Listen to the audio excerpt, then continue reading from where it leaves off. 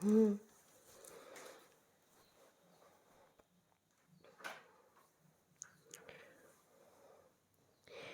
अपने जो माइक होते हैं उनको ऑफ कर लेंगे और ध्यान में बैठेंगे।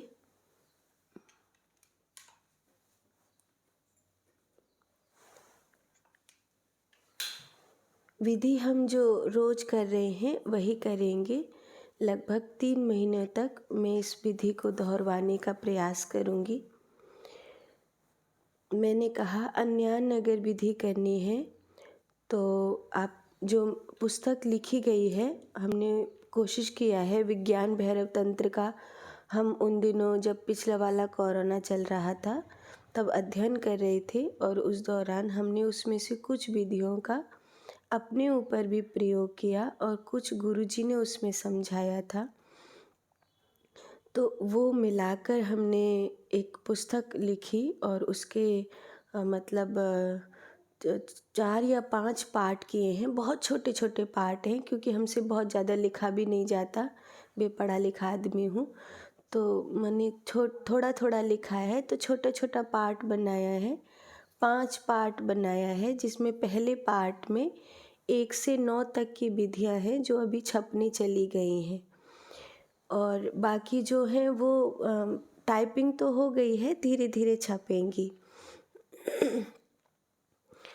तो जो अन्य अन्य विधियाँ करना चाहें तो मैं बता दूंगा कैसे करनी है कौन सी विधि। बाकी जो हम यहाँ पर लाइव विधि कर रहे हैं वो हम लोग 3 महीने तक एक ही विधि करेंगे ताकि इस विधि में हमारा जो कंसंट्रेशन है वो पूरी तरह से लग जाए और इस विधि से कुछ जो हमारी साधना की उन्नति होनी है वो हो जाए। आलती पालती मार करके बैठे।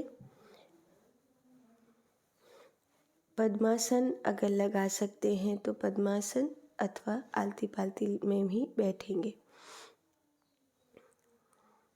पहले 5 बार गायत्री मंत्र का स्मरण करेंगे।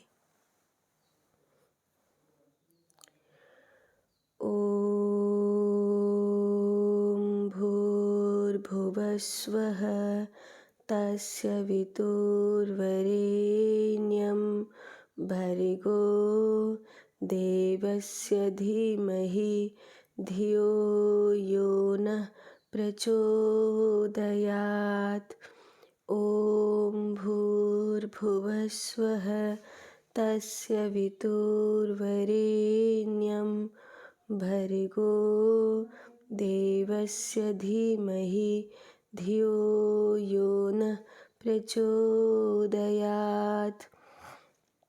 ओम भूर्भुवस्वः तस्य वितुर्वरेण्यं भर्गो देवस्य धीमहि धियो यो नः प्रचोदयात्। ओम भूर्भुवस्वः तस्य वितुर्वरेण्यं भर्गो देवस्य धीमहि धियो यो नः प्रचोदयात्। ओम भूर्भुवस्वः तस्य वितुर्वरेण्यं भर्गो देवस्य धीमहि धियो यो नः प्रचोदयात्।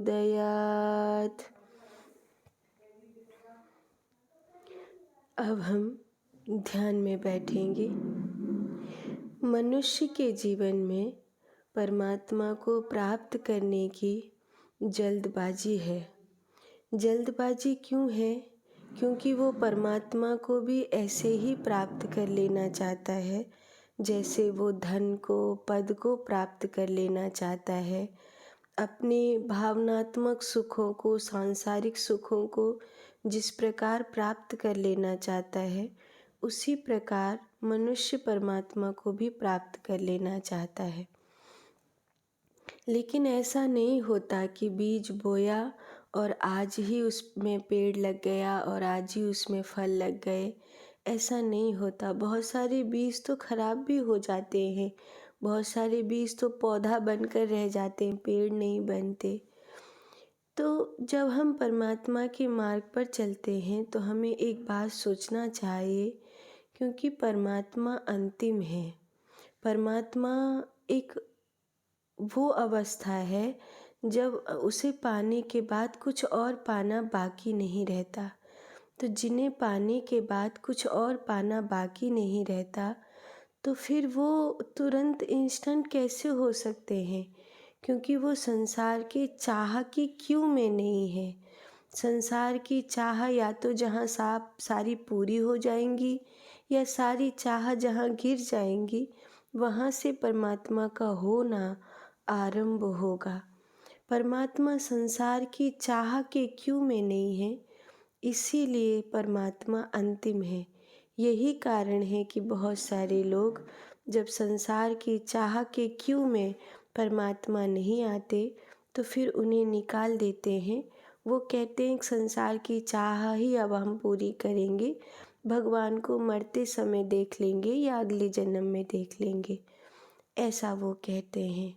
मैं आपसे कहती हूँ कि आप मध्यम मार्ग में चलिए। अगर आप मेरे साधक हैं तो आप मध्यम मार्ग में चलिए।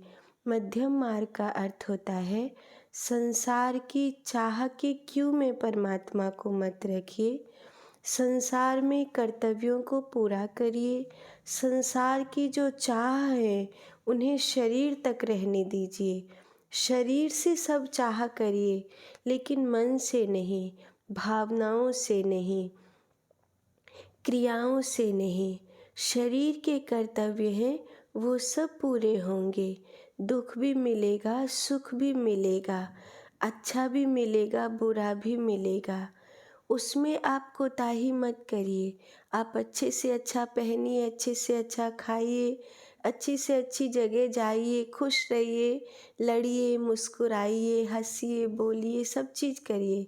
लेकिन ये शरीर की चाह है, ये याद रखिए। आपको अपने व्यक्तित्व को इतना धार वाला बनाना पड़ेगा कि आपका मन, आपकी भावनाएं पूरी तरह परमात्मा से जुड़ी हों और शरीर आपका कर्तव्य कर रहा हो, तब आप पूर्ण व्यक्ति होंगे। तब आप संसार में रहते हुए कमल के फूल की तरह खिलेंगे। आप रहेंगे संसार में, बोलेंगे, हंसेंगे, नाचेंगे, गाएंगे, लेकिन आपकी सुरति परमात्मा से जुड़ी रहेगी। और ऐसी सुरति जुड़ी रहेगी कि मैं उसे पाऊंगा, ये तो बहुत पीछे छूट जाएगा। मैंने उसे पाया हुआ है, ये अनवरत आ जाएगा। परमात्मा करे ऐसा साक्षी भाव जिसमें परमात्मा का होना सम्मिलित हो, आपको प्राप्त होवे, ऐसा मैं भाव करती हूँ। अब हम ध्यान में बैठेंगे। अपने मेरुदंड को सीधा करें। पालती को इस प्रकार लगावे कि आपकी जननेंद्रियां, आपके मूलाधार चक्र सुकेड़ कर आप बैठ सकें, ताकि आपकी जो ऊर्जा है, चूँकि आप संसार में उतरे हुए व्यक्ति हैं, आपने संसारिक सुखों को अपनी जननेंद्रियों से भोगा है। आपकी चाह के द्वारा, आपकी कामनाओं के द्वारा आपके मूलाधार चक्र संसार में आपको प्रेत योनि के लिए ले जाने को मजबूर हो गए हैं। अब नाभि पर बसे हुए प्राण को मूलाधार पर रहने वाली कुंडलिनी के साथ ब्रह्मरंध्र तक पहुंचाना है, तो ब्रह्मचर्य अनिवार्य है। इसीलिए आप जब ध्यान में बैठते हैं तो मेरी इस बात का ख्याल करें कि अपनी पलाती को, अपनी पालती को, या अपने पद्मासन को या सिद्धासन को इस प्रकार लगावें कि आपके जो जननेंद्रियां हैं वो सिकुड़े हुए रहें। और अब अपने मूलाधार चक्र को खींचते हुए मेरुदंड को, रीढ़ की हड्डी को सीधा करें। आपका शरीर आगे की ओर झुका हुआ नहीं हो, छाती वाला हिस्सा पीछे की ओर हो और गर्दन आगे की ओर झुकी हुई हो। आँखों को बंद कर लें। लगभग 70% आपकी पलकें झुकी हुई हों, लेकिन ध्यान रहे आपकी पलकें काँपती हुई हो न हो। कई बार जब आप पूरी आँखें नहीं बंद करते हैं तब आपकी पलकें काँपने लगती हैं। ऐसी स्थिति में आपको आँखें पूरी ही बंद कर लेनी चाहिए, क्योंकि आपकी आँखें उतनी ही खुली हों जितने में आपकी पलकें काँपें नहीं। दृष्टि आज्ञा चक्र पर हो। सिर के ठीक ऊपर वाले भाग में अपनी प्राण ऊर्जा को अनुभव करें। जिह्वा को मुख के मध्य भाग में रख लें और अब इसी अवस्था में अपने आप को इकट्ठा होने दें। अपने दोनों हाथों को अपनी गोदी में रख लें।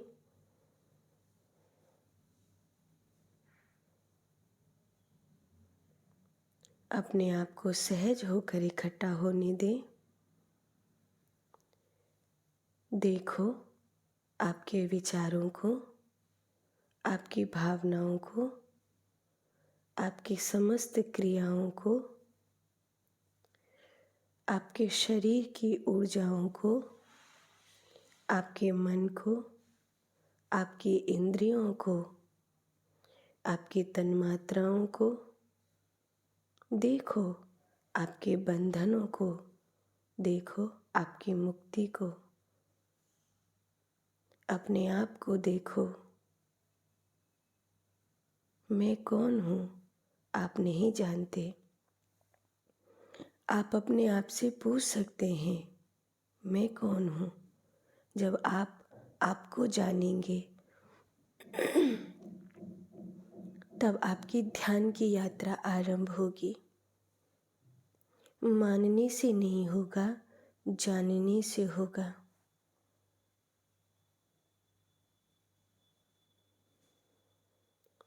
एक गहरी लंबी सांस भरें और ओमकार की ध्वनि को करेंगे।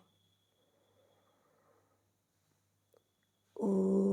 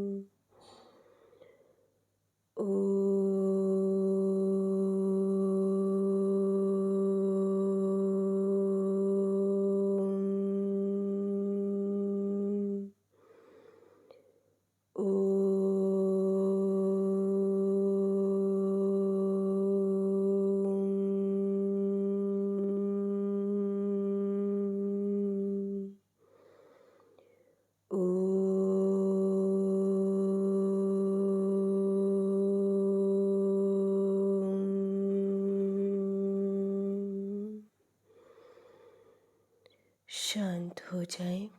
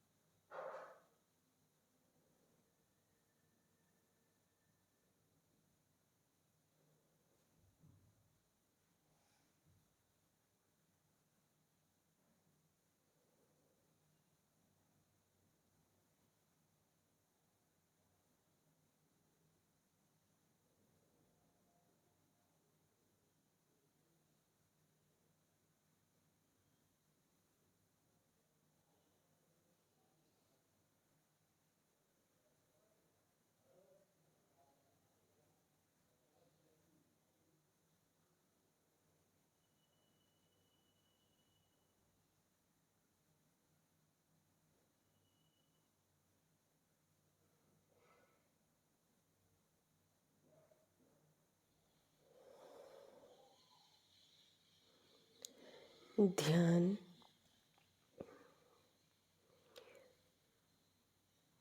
हमें शून्य से विराट तक ले जाता है।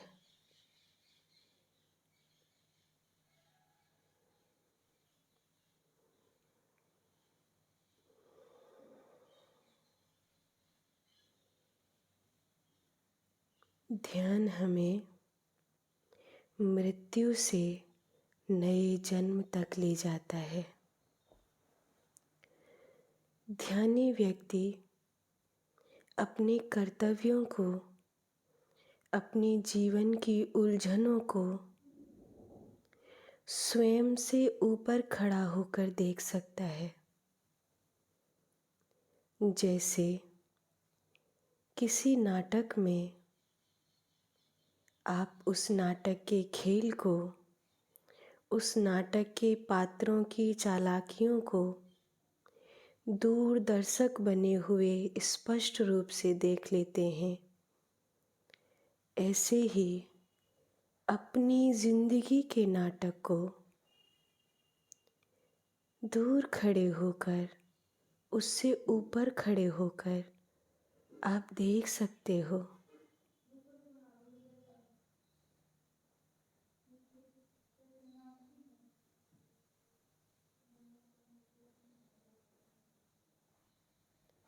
मेरुदंड को सीधा रखें, छाती वाला हिस्सा पीछे की ओर हो, गर्दन को झुका कर रखें, दृष्टि आज्ञा चक्र पर हो। लगभग आपकी आँखें 70% बंद हैं, जिह्वा मुख के मध्य भाग में है, जननेंद्रियों को आप सुकेर कर बैठे हैं। सिर के ठीक ऊपर आप अपनी ऊर्जा को अनुभव करें।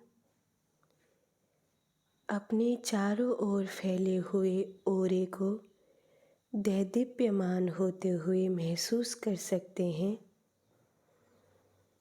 श्वास भीतर जाए तो एक बालक की तरह पेट फूले, श्वास बाहर आए पेट पिचके, श्वास भीतर जाए पेट फूले, श्वास बाहर आए पेट पिचके। अपने शरीर तथा इंद्रियों की गतिविधियों को साधते हुए आप श्वासों की लड़ी में अपने गुरु मंत्र का स्मरण करना चाहें तो कर सकते हैं।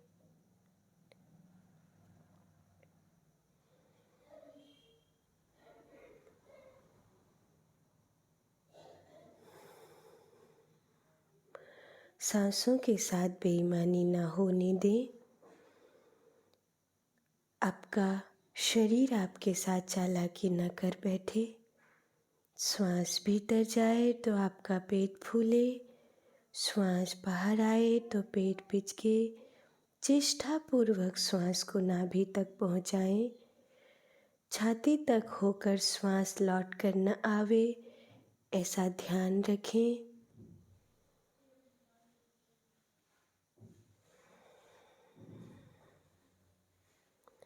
दृष्टि को आज्ञा चक्र पर रखें।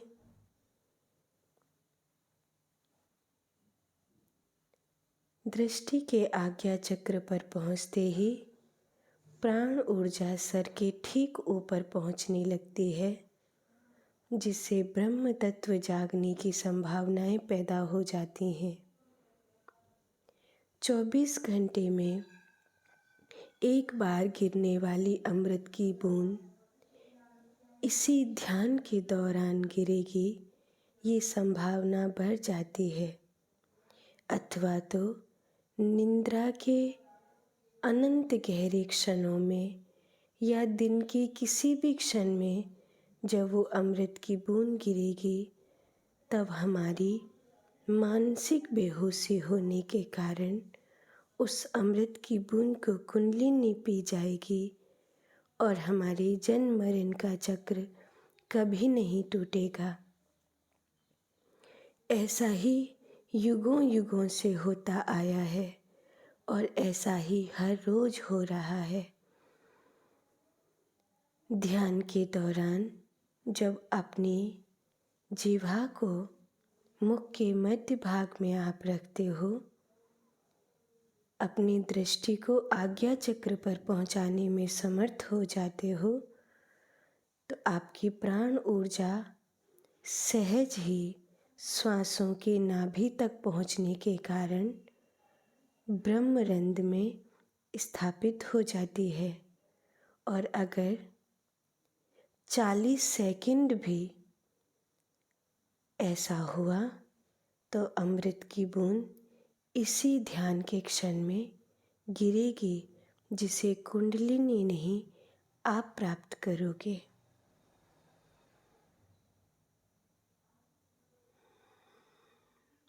विधि को दोहराते रहो।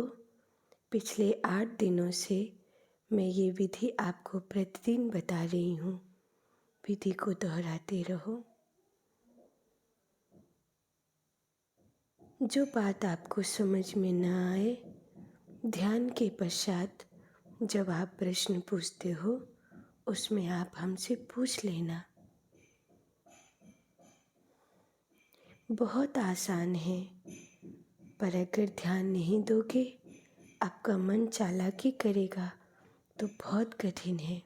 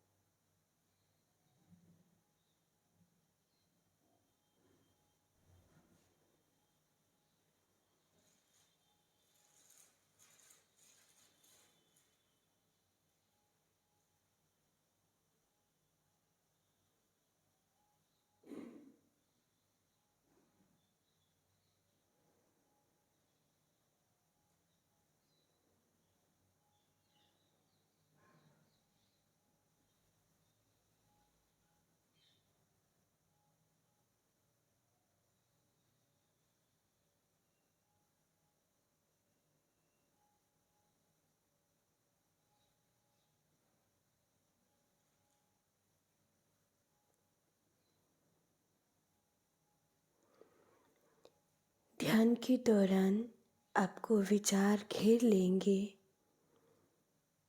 पर अपनी विधि का स्मरण रखें। केवल 40 सेकंड भी आप इस विधि में पूरा समाहित हो पाए तो विचारों की छतरी हट जाएगी और विश्व ऊर्जा से आपका रोम रोम भर जाएगा।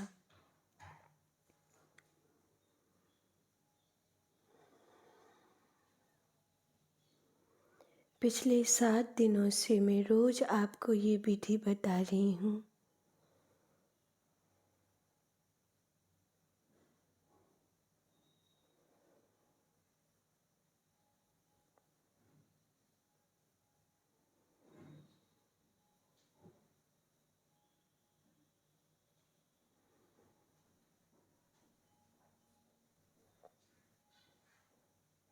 आप क्या करने वाले हैं, बुद्धि को किनारे रख दीजिए। दिन भर की सारी योजनाओं को अभी मत बनाइए, क्योंकि आप वो नहीं कर पाएंगे जो अभी आप योजनाएं बना रहे हैं।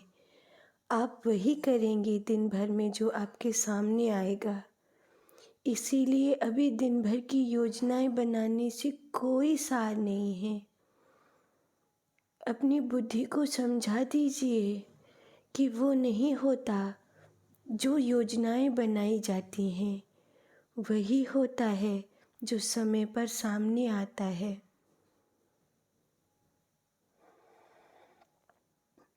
समय पर क्या सामने आएगा, ये हमारे व्यक्तित्व के ऊपर, हमारी भीतरी अवस्था पर डिपेंड करता है। अगर हमारा भीतरला अच्छा नहीं है तो सारी बुरी चीज़ें ही हमारे सामने आएंगी। हमारा भीतरला अच्छा है, जो हमारे भीतर आत्मा में संकल्प है वही हमारे सामने आएंगे। हमारी योजनाएं कुछ नहीं कर सकती, इसलिए कोई दिन भर की योजनाएं मत बनाओ। आप क्या पूछोगे अभी मुझसे ये भी मत सोचो, कुछ मत सोचो। केवल ध्यान की विधि को दोहराओ, बेईमानी मत करो।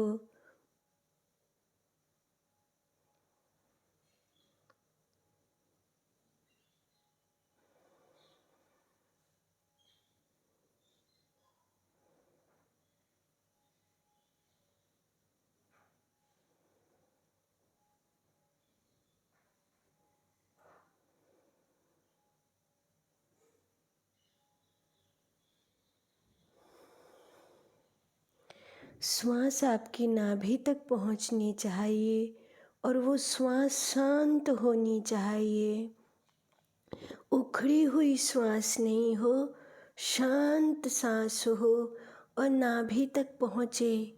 मेरुदंड को सीधा रखो, छाती वाला हिस्सा पीछे की ओर रखो, गर्दन को झुकाकर रखो। दृष्टि को आज्ञा चक्र पर ले जाने का प्रयास करो। जिह्वा को मुख के मध्य भाग में रखो। अपनी प्राण ऊर्जा को ब्रह्मरंध्र में पहुंचने दो। केवल 40 सेकंड के लिए इस विधि में उतर जाओ।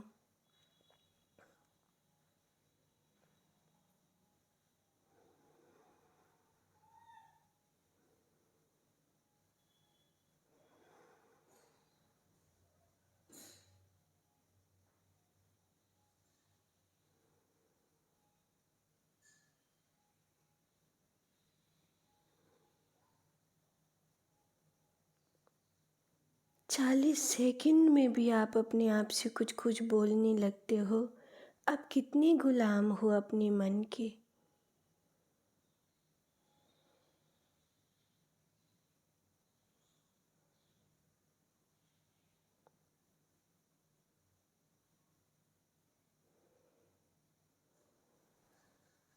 फिर एक गहरी लंबी श्वास भरो और अपने आप से कहो कि आप अपने मन के गुलाम नहीं हो, आप अपनी इंद्रियों की गुलाम नहीं हो,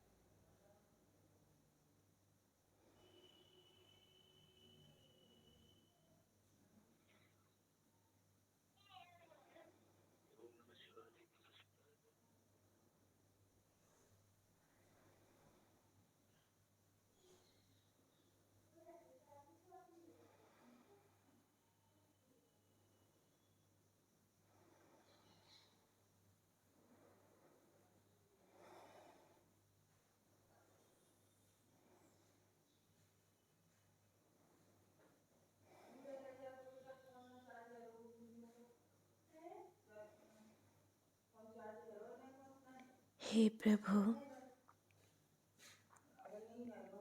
मैं आपको बहुत प्रेम करता हूँ। मुझ पर कृपा करो, मुझे मार्ग दिखाओ।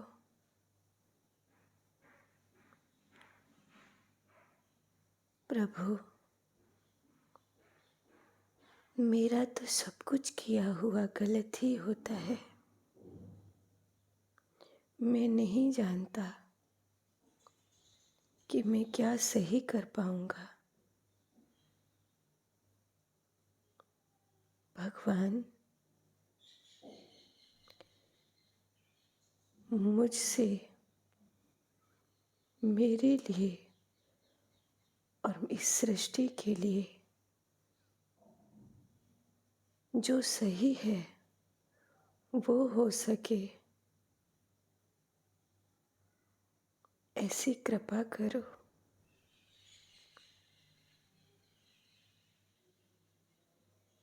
मैं अज्ञानी नहीं मरना चाहता। मैं जिंदगी के कन्फ्यूजन में नहीं मरना चाहता। भगवान, मैं तो कुछ भी नहीं जानता।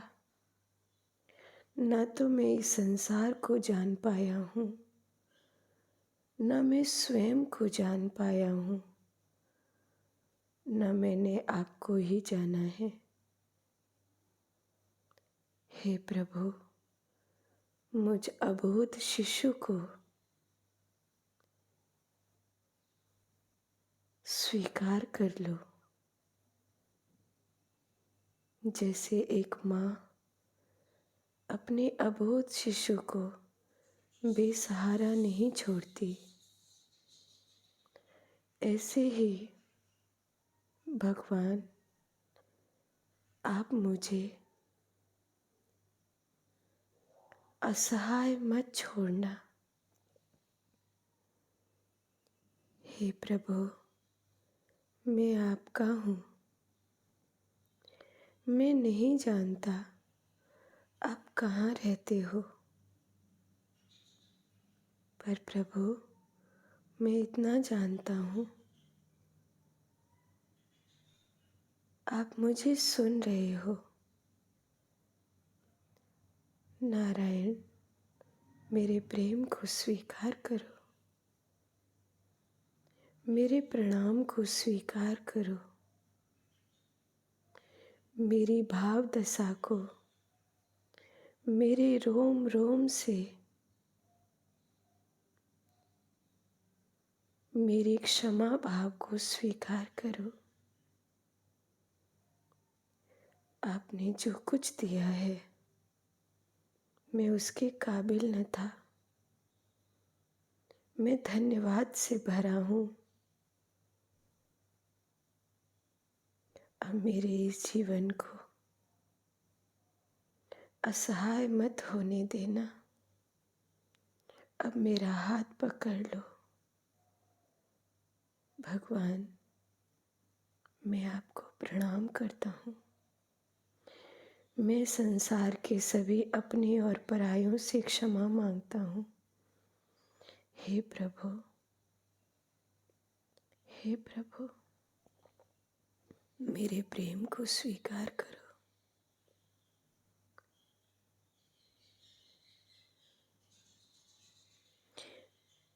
अब हम 5 बार महामृत्युंजय मंत्र का स्मरण करेंगे।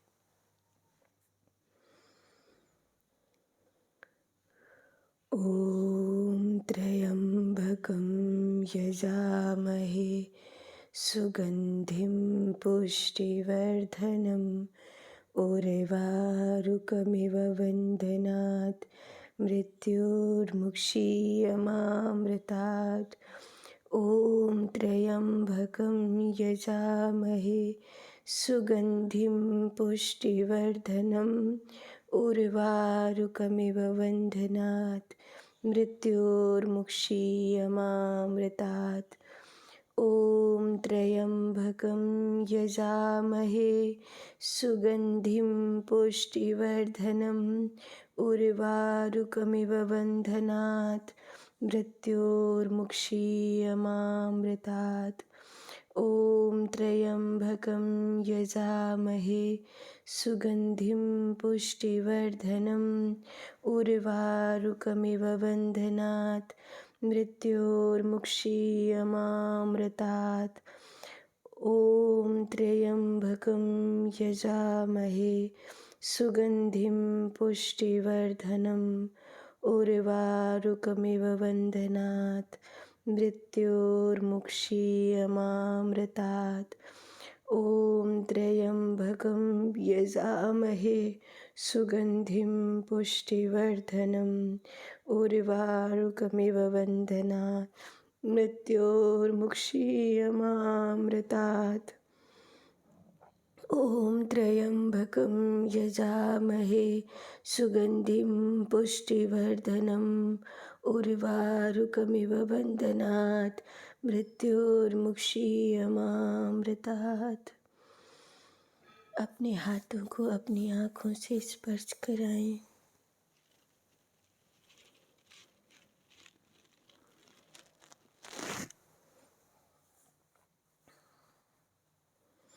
धीरे धीरे अपनी आँखों को खोलते हुए अपने हाथों का दर्शन करें। कराग्रे वसते लक्ष्मी, कर मध्ये सरस्वती, करमूले तु गोविंद, प्रभाते कर दर्शनम। हे प्रभु, मेरे कर्म और भाग्य में मेरा साथ दो।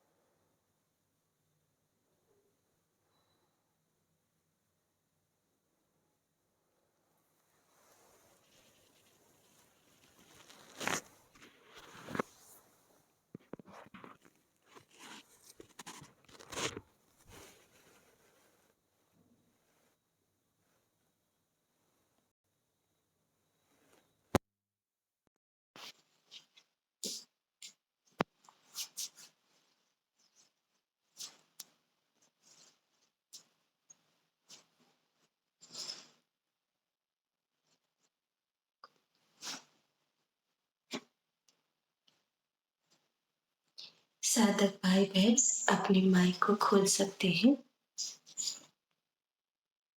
गुरु माँ, हाँ, मेरे ठंडे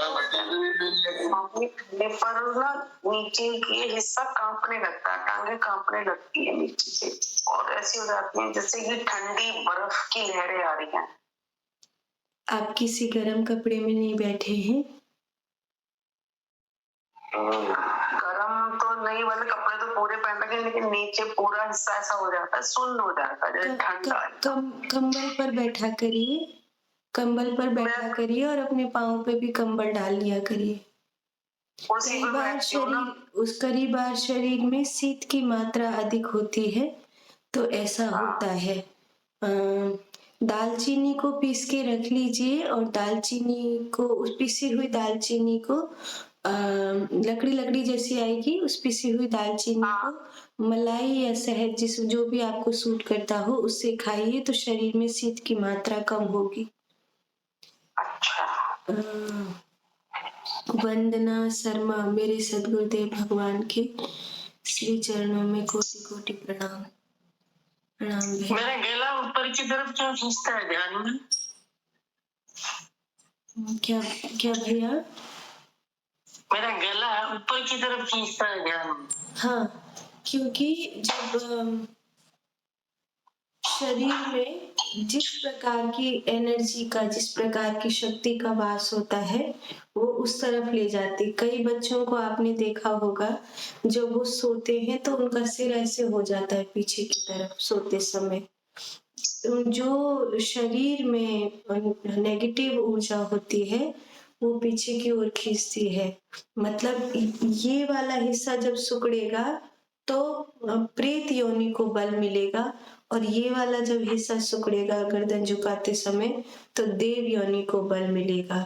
तो ध्यान के दौरान या निद्रा के दौरान या ऐसे ही परिस्थिति में सर ऐसे ज्यादा रहता है तो वो समझ लो शक्ति शरीर में जो शक्तियां हैं वो नेगेटिविटी की ओर खींच रही हैं, प्रेत योनि की ओर खींच रही हैं, दुर्भाग्य की ओर खींच रही हैं।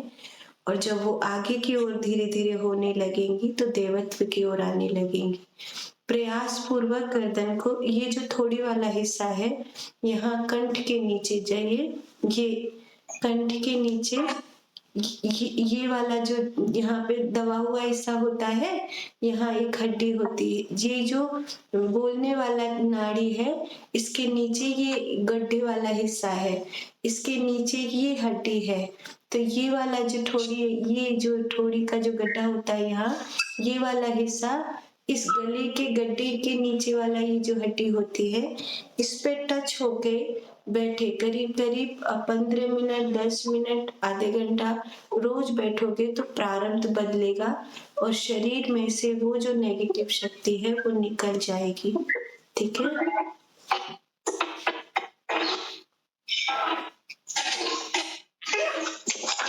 आज के ध्यान की बैठक को पूरा कर रहे हैं।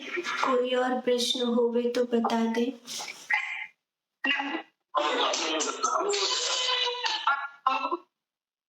क्योंकि इस समय ऑनलाइन क्लासेस चल रही हैं, अभी जैसे कल्पना मैया है उनके बेटा की क्लास आ जाएगी तो फिर उनको छोड़ना पड़ता है। और भी कई साधक हैं, कल एक साधक की खबर आई थी, उनको भी छोड़ना पड़ा था क्योंकि वो प्रश्नोत्तर नहीं सुन पाए थे क्योंकि उनकी बेटी की क्लास थी उस समय पर, तो वही फोन से क्लास लेता था, है ना। माया क्या है? हाँ, माया क्या कह रहे हैं कल्पना दीदी? आपकी पूरी लाइफ हमने फिर बाद में यूट्यूब पे देख ली थी। आपके गुजारिश है उसको व्हाट्सएप पे डाल दीजिएगा। क्या कह रहे थे पता भैया? मदन भैया क्या कह रहे थे? माया क्या है? माया क्या है? माया कुछ भी नहीं है, जो हमारा परमात्मा से टूटा हुआ जीवन है वही माया है। माया अपने आप में कुछ नहीं है। जब हम परमात्मा से टूटे हुए होते हैं, जिस समय में हम भ्रमित होते हैं, परमात्मा से अलग होते हैं, तो जिस समय हम भ्रमित होकर परमात्मा से अलग होकर जी रहे होते हैं उस समय का जो क्षण होता है वही माया है। ध्यान के टाइम में गर्मी क्यों लग रहा है? क्योंकि शरीर में शीत की मात्रा कम है, तो जिन जिन शरीरों में शीत की मात्रा कम होती है उनको ध्यान के दौरान, समाधि के दौरान गर्मी लगती है। यही कारण है कि साधु ठंडे प्रदेशों में जाकर के ध्यान किया करते थे। बहुत सारे साधु हिमालय आदि में ध्यान किया करते थे, साधना किया करते थे, कारण शरीर में शीत का जो वेग है वो कम है, शरीर में गर्मी अधिक है। मतलब गर्मी वैसे नहीं, नाड़ियों में जैसे कुंडलिनी जो होती है वो सबकी अलग अलग होती है। सूर्य नाड़ी से प्रभावित है या चंद्र नाड़ी से प्रभावित है, तो सूर्य नाड़ी से अगर प्रभावित होगी तो क्या नाम है, ध्यान के दौरान, समाधि के दौरान एक प्रकार की गर्मी जैसी महसूस होगी, पसीना भी आ जाएंगे। और अगर चंद्र नाड़ी से प्रभावित होगी कुंडलिनी तो ठंडा पड़ जाएगा, शरीर ऐसा लगेगा जकड़ गया और माने बहुत पीड़ा जैसी अनुभव होगी, तो ऐसा होगा। तो ये अपने शरीर पर डिपेंड करता है। कौन सा अच्छा होता है, सूर्य नाड़ी या चंद्र नाड़ी? अच्छा बुरा कुछ नहीं है, अपने अपने शरीर पर करती है, अच्छा बुरा इसमें कुछ नहीं है। बस जिसका शरीर जिस ढंग का है उसी तरीके में साधना करनी होगी। जो इसीलिए साधु भटकते थे, कोई दक्षिण भारत में गए, कोई उत्तर भारत में गए। आदि गुरु शंकराचार्य जी ने चारों मठों को इसीलिए जोड़ा ताकि ये तय हो सके कि किसका शरीर कहाँ पर साधना कर सकता है। ठीक है गुरुजी, राधे राधे राधे। आज तो अपना नाम लिख लिया सुनीता, कल तो हाँ, हाँ। जय श्री राधे। जय श्री राधे, जय श्री। अब आप विदा हो रहे हैं? हाँ जी। अच्छा, ठीक है। जय श्री राधे। राधे राधे। राधे राधे भैया, ये कहाँ से? अच्छा, शुभम। राधे राधे, राधे राधे, राधे राधे। ऐसे कैमरे पे मुंह मदरक डरावना लग रहा है, मम्मी की तरफ दूर होके बैठेगा तो समझ आएगा। राधे राधे। राधे राधे, कौन बोला? मैं रानी बोल रही हूँ गुड़गांव से। रानी, ध्यान में थे? हाँ जी, हाँ जी। अच्छा, ध्यान में अच्छा लगा? हाँ जी, एक्चुअली मैं ध्यान तो करती हूँ, डेली करती हूँ ध्यान। मेरा क्वेश्चन था। हाँ, कहो। मैं ये कह रही थी कि बुद्धि को बल कैसे मिलता है? बुद्धि को बल देने के लिए एकाग्रता जरूरी है, और अगर प्रैक्टिकली कोई उपाय करना है तो जैसे शीशे के आगे अगर तुम बैठोगी थोड़ी देर, तो दर्पण के आगे जैसे ही सहज होकर बैठना और दर्पण में अपनी ही आंखों को देखने का प्रयास करना, इससे बहुत त्राटक का मतलब ये समझ लो कि 100 टाइम्स ज्यादा ये काम करेगा। जैसे हम एकाग्रता के लिए त्राटक करते हैं या कोई एक्सरसाइज करते हैं, उससे 100 टाइम ये एक्सरसाइज काम करेगी। ये काम कर सकते हो। दूसरा, बाजार से आंवला और ब्राह्मी मंगा सकते हो, तो आंवला और ब्राह्मी को बराबर बराबर खूब पीस करके रख लोगे, और उस चूरन का सर्दी हो तो गर्मी हो तो चीनी मिला के, और सर्दी हो तो ऐसे ही दूध से फंकी लोगे तो क्या नाम है, बहुत याददाश्त शक्ति और जो बुद्धि की जैसे कहते हैं शार्पनेस वो बढ़ जाएगी। जैसे कई बार क्या होता है, कुछ लोगों को पता तो होता है लेकिन टाइम पे याद नहीं आता, बाद में याद आएगा, है ना? तो वो क्या है, बुद्धि की शार्पनेस कम है, इसीलिए ऐसा होता है। एक तो बुद्धि हम इस तरह बढ़ाना चाहते हैं कि हम सब कुछ जान जाए। एक बुद्धि हम इसलिए बढ़ाना चाहते हैं कि हम जो पढ़ रहे हैं वो हमें याद हो, या समय पे हमें चीजें हो जाए, या जिस समय हमें बात कहनी है उस समय हमें हिम्मत आ जाए, इसीलिए भी हम बुद्धि को बढ़ाते हैं। तो उसके लिए अलग अलग प्रक्रियाएं हैं, ध्यान की भी उसमें विधियाएं हैं, तो वो कर सकते हैं रानी। ये 2 चीजें तो प्रैक्टिकली कोई भी कर सकता है। साउंड खोल के बोलो रानी, अपना साउंड खोलो। ओके। मेरा एक और क्वेश्चन है कि जैसे गुरु को बनाने के लिए क्या गुरु दीक्षा जरूरी है? एक्चुअली पहले से ही गुरु दीक्षा ले रखी है, तो यदि मैं अब आपको ज्यादा फॉलो करती हूँ तो क्या मेरी जो आस्था है वो आप में ज्यादा है, तो उसके लिए गुरु दीक्षा लेना जरूरी है? नहीं, और सबसे बड़ी बात क्या है रानी, ये एक भ्रम सा फैलाया गया कि गुरु बनाना, गुरु बनाना, गुरु बनाना। मुझे ऐसा लगता है कि गुरु नहीं बनाए जाते, अपने आप को शिष्य बनाया जाता है। जब हम अपने आप को शिष्य बनाते हैं ना गुड्डा, तो जो भी गुरु तत्व जिनके पास है, उनका गुरु तत्व हमारे ऊपर अपने आप बरसने लगता है। जैसे अब क्या है, अभी जैसे बहुत युग है तरक्की का, बहुत वैज्ञानिक ही युग है। आज हम उसको फॉलो कर रहे हैं, कल हम उसको फॉलो कर रहे हैं। पहले क्या होता था, एक लंबे समय बाद कोई महात्मा गांव में आए, ठीक है, गुरु मंत्र ले लिया, अब वो महात्मा कहकर चले गए, कहीं कैसा ना हो कि कोई और महात्मा गांव में आ जाए, इसीलिए वो कह के चले गए कि किसी और से तू दोबारा ये करेगा तो तुझे पाप लगेगा, किसी और से दोबारा करने का ही नहीं, अब मैं ही कभी दोबारा गांव में आऊंगा तो ये होगा। और अब तो इसका ये जमाना है कि अब तुम्हें संत ऐसा नहीं है कि गांव में कोई संत आएगा तभी कोई संत मिलेगा। अब तुम्हारे पास ये है, अपॉर्चुनिटी है कि ये आज इन संत को देख सकते हो, आज इनको सुन सकते हो, आज इनको सुन सकते हो। अब बहुत सारी सुविधाएं मौजूद है, अब तुम बहुत सारे संतों को एक बार में सुन सकते हो। एक टाइम था जब एक संत को सुनने के लिए ही साल, 2 साल, 5 साल का इंतजार करना पड़ता था। अब ये नहीं कह सकते कि तुम एक गुरु को बनाओगे और दूसरे को करोगे तो तुम्हें पाप लगेगा, ऐसा कुछ नहीं है। अगर तुम्हारे हृदय में शिष्यत्व का भाव है तुम मुझसे प्रेम करने लगी हो, तो ये सच मानना कि मेरे गुरु तत्व से जो तुम्हें मिलना है वो तुम्हें प्राप्त होना शुरू हो जाएगा, तुम्हारा ओरा बनना शुरू हो जाएगा। तुम अपने भाग्य के लिए अगर मुझसे कुछ चाहती हो कि इनका गुरु तत्व मेरे भाग्य की वृद्धि करे, तो तुम जब मेरे साथ ध्यान में बैठ रही हो, तो साधना करते करते करते तुम्हारे जो बाहर की गतिविधियां हैं वो तो ठीक होने ही लगेंगी, भीतर की गतिविधियां अपने आप ठीक होने लगेंगी।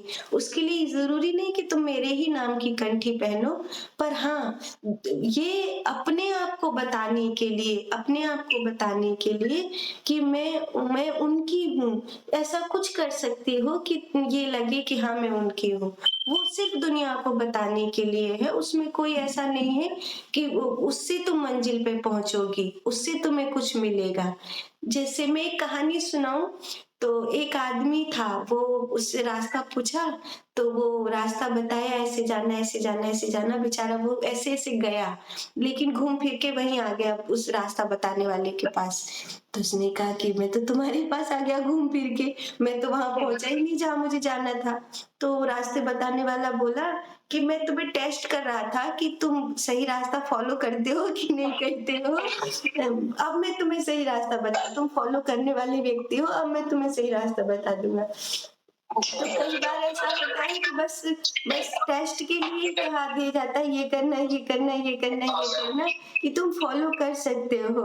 है तो मतलब उसमें ऐसा कुछ नहीं है कि गुरु मंत्र मिलेगा तभी तुम्हें उनकी गुरुता प्राप्त होगी। अगर तुम शिष्य होने को तैयार हो, तो निश्चित रूप से तुम जिनके प्रति अपना प्रेम प्रकट करोगी, उनको पता हो या नहीं हो, लेकिन उनका गुरु तत्व तुम्हें प्राप्त होने लगेगा। जैसे एकलव्य को द्रोणाचार्य जी को पता भी नहीं था कि वो मेरा चेला है, लेकिन एकलव्य ने वो सब कुछ सीख लिया था जो द्रोणाचार्य जी अर्जुन को सिखाना चाहते थे।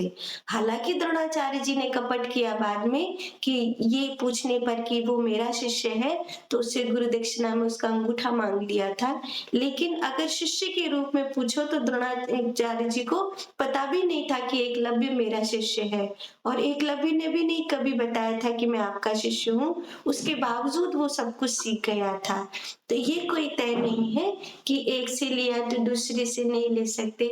जिनसे आपने गुरु मंत्र लिया है उनके प्रति श्रद्धा रखिए। बाकी जिन संतों से, मुझसे सीखो या किसी और सिद्ध सन्यासी से सीखो, जिन जिन पहुंचे हुए महापुरुषों के पीछे चल के आपको मार्ग मिल रहा है, उनके पीछे चलिए।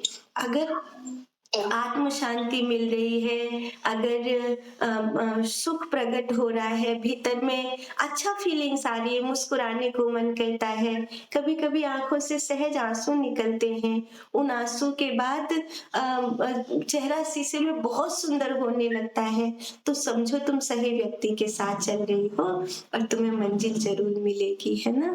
तुम्हारा आनंद, तुम्हारी शांति, तुम्हारे भीतर का सुख ये तय करेगा कि तुम सही रास्ते पर चल रहे हो या नहीं। किसी दूसरे के कहने से नहीं, अपने कहने से मानना कि तुम जान गए या नहीं जाने। अपने में, दूसरे में न बताने की जरूरत दूसरे को, न दूसरे से पूछने की जरूरत। अपने आप से पूछना, अपने आप को बताना, और किसी सिद्ध महापुरुष से शेयर करना हो तो करना।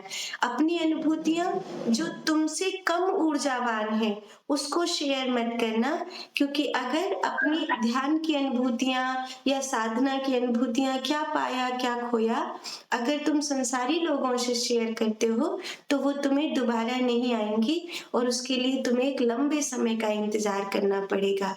जो तुम्हें गुरु मंत्र से मिलता है या जो तुम्हें श्वासों की विधि से जो भी अनुभूतियां भीतर होती हैं, भगवान से प्रेम करने पर जो भी अनुभूतियां भीतर होती हैं, अगर तुम अपने से कम ऊर्जावान व्यक्ति को उन अनुभूतियों को सहज बता देती हो, चाहे वो दोस्त है, माँ है, भाई है, कोई भी है वो व्यक्ति, अगर तुम उन्हें बता दोगी तो वो दोबारा तुम्हारे पास आने में एक लंबा समय लगाएंगी। तो रानी गुरु ये ये चीजों कैसे का ध्यान रखना। ये कैसे पता चलता है कि उसकी एनर्जीज कम है दूसरे की? हम तो शेयर करते हैं सबके साथ। जैसे जैसे अब तुम मेरे पास बैठी हो, है ना? मुझे जी। देख रही हो, तो इस समय तुम्हें मुझे देख रही हो, तो एक बार उस ढंग से देखो, एनर्जी के ढंग से। तुम्हें लग रहा है कि मुझ में एनर्जी फ़ील हो रही है? अच्छा, ओके, मतलब जो लग रहा इंटरेस्ट है? रखता हो। हाँ, लग रहा है? बात ये नहीं है कि रुचि कौन रखता है और कौन रुचि नहीं रखता रानी। बात ये है कि तुम्हें महसूस हो रहा है कि मैं बैठी हूँ और एक एक और लड़की बैठी है जो जिसे तुम सामान्य समझती हो। मान लो अच्छा। मेरे पास ये वस्त्र नहीं है, मैं एक सामान्य लड़की हूँ। फिर मुझे उस तरह से देखो, क्या तुम्हें सचमुच में एनर्जी फ़ील हो रही है? और तुम उस तरह देखोगी तो तुम्हें दिखने लग जाएगा कि किस व्यक्ति की एनर्जी लेवल मुझसे आगे है और किस व्यक्ति का एनर्जी लेवल मुझसे नीचे है। अच्छा, ओके, है ना? Thank you. ठीक है। आज के ध्यान की बैठक को यहाँ पूरा करते हैं और कल फिर भगवान के ध्यान में सम्मिलित होंगे।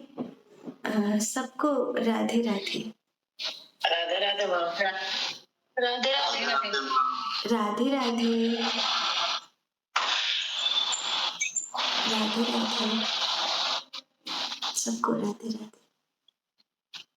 जो जो ध्यान की बैठक में सम्मिलित होते हैं, अगर वो ध्यान प्रेमियों की बैठक हमने एक ग्रुप बनाया हुआ है जिसमें हम स्वयं मौजूद रहते हैं।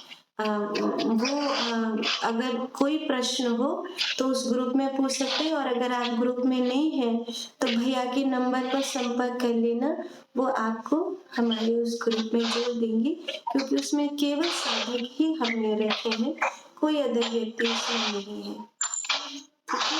अंजलि आज के ध्यान में बैठे थे? गुरु माँ, मुझे पूछना है कि ध्यान के साथ में शक्ति पाठी चले। कौन बोला? हाँ, कहो। कभी कभी ध्यान के बाद में सर भारी हो जाता है क्या?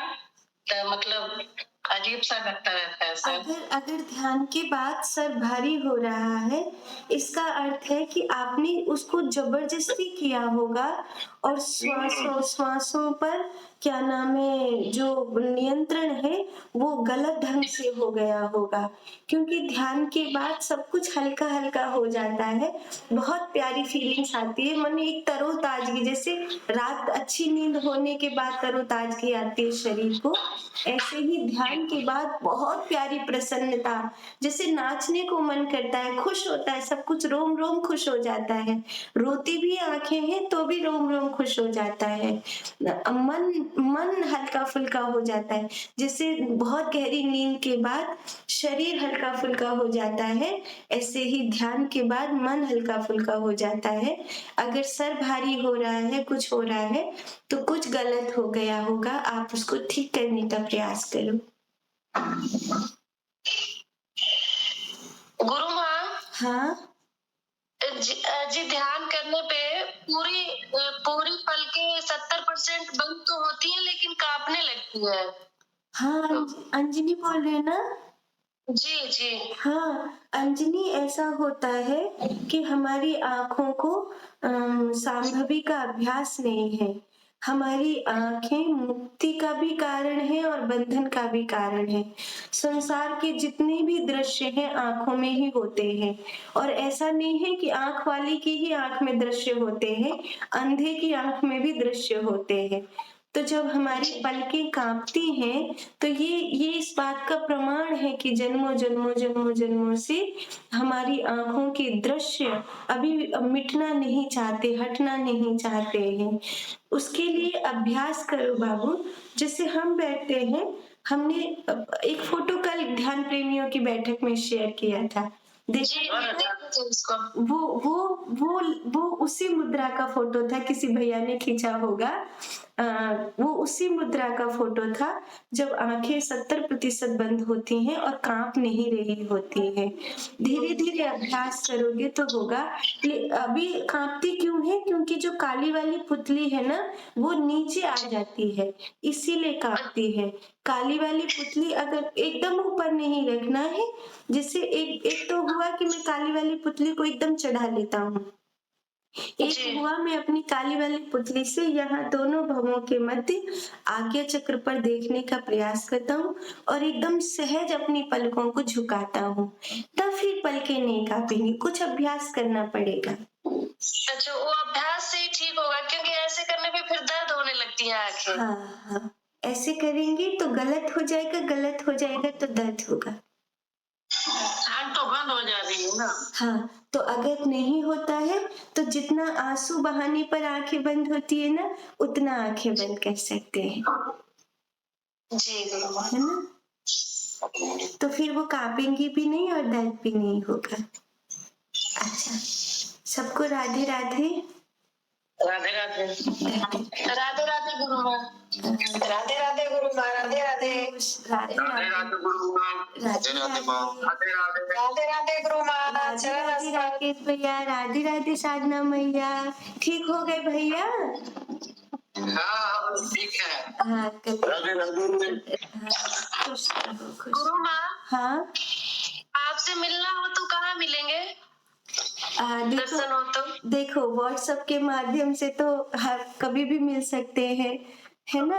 जी। और जी। अगर प्रत्यक्ष मिलना है तो वृंदावन में हमारा निवास स्थान है ही, और कभी आपके यहाँ कथा करने आऊंगा तब मिलूंगा। आप कहाँ रहते हैं? मैं तो लखनऊ में रहती हूँ। हाँ, लखनऊ। अभी मैं प्रयाग में आया था। अच्छा, तो प्रयाग तो दूरी है हमारे यहाँ से, हाँ, इलाहाबाद में ना। हाँ, हाँ। तो दूरी है। लखनऊ लखनऊ तो नहीं आना होगा। लखनऊ में भगवान ने चाहा तो शिव महापुराण की कथा होनी है।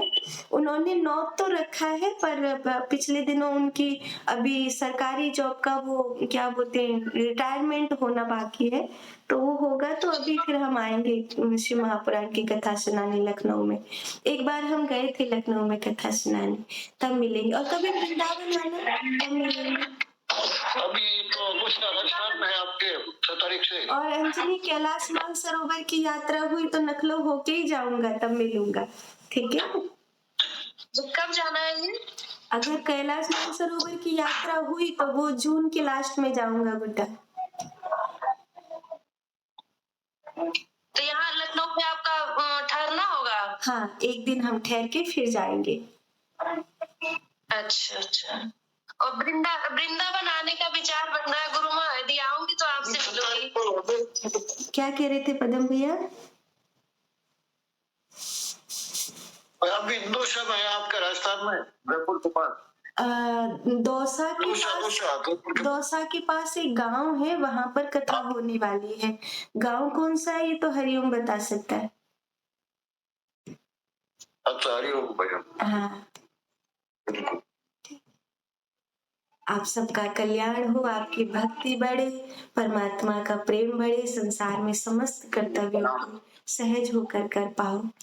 आप प्रणाम प्रणाम। राधे राधे। खुश रहो, खुश रहो, खुश रहो।